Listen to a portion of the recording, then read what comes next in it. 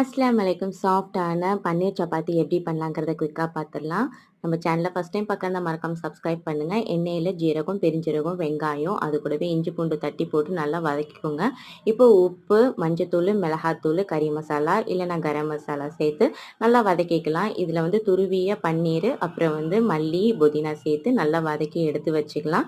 இப்போ சப்பாத்தி மாவை எப்போதும் போல் இல்லாமல் கொஞ்சம் அதிகமாக பெரிய உருண்டையாக உருட்டி கொஞ்சம் சின்னதாக திரட்டி அது நடுவில் ஸ்டஃபிங்கை வச்சுட்டு இப்படி நம்ம வந்து கொஞ்சம் மொத்தமாகவே வந்து நம்ம சப்பாத்தியை வந்து திரட்டிக்கலாம். திரட்டிட்டு நல்லா பேன் வந்து ஹீட் ஆனதுக்கப்புறம் நார்மலாக எப்போதுமே சப்பாத்தி எப்படி சுட்டு எடுப்போமோ அந்த மாதிரி மேலே பட்டர் தடவி சுட்டு எடுத்தால் சூப்பரான சாஃப்டான பன்னீர் சப்பாத்தி ரெடி. நீங்கள் செஞ்சது கரெக்டுன்னா அழகாக இந்த மாதிரி லேயர் ஃபார்ம் ஆகும். சாப்பிடவும் செம எம்மியாக இருக்கும்.